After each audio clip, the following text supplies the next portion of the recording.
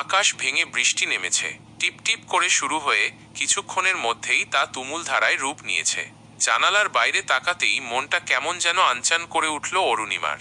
এই রকম দিনে তার মন খারাপ থাকে না, বরং এক অদ্ভুত ভালো লাগা কাজ করে। পুরনো দিনের কথা মনে পড়ে যায়। আজ অবশ্য সে একা নয়, পাশে বসে কফি খাচ্ছিল তার ছোট ভাই অনিক।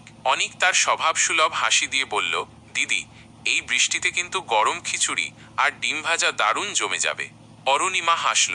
অনিকের কথা শুনে তার মনে পড়ল মায়ের কথা। মাও ঠিক এই কথাটাই বলতো।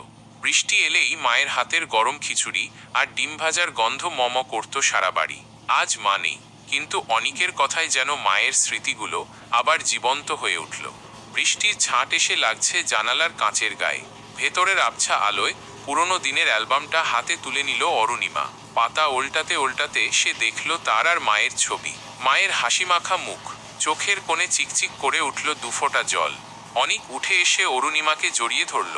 কি হলো দিদি, মন খারাপ করছো কেন? অরুণিমা মাথা নাড়ল। না রে, মন খারাপ নয়, শুধু মনে পড়ছিল মায়ের কথা। এই বৃষ্টিতে মা থাকলে কি মজাটাই না হতো। অনিক অরুণিমার হাত থেকে অ্যালবামটা নিয়ে দেখল।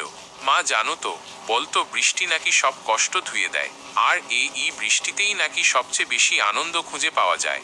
অরুণিমা ভাইয়ের দিকে তাকালো। অনিক ঠিকই বলেছে, বৃষ্টি সব ধুয়ে দেয়, আর এই বৃষ্টির শব্দেই সে খুঁজে পায় এক অন্যরকম শান্তি, এক অদ্ভুত আনন্দ। মায়ের স্মৃতি, অনিকের ভালোবাসা আর বৃষ্টির শব্দ মিলেমিশে একাকার হয়ে গেল সেই বিকেলে।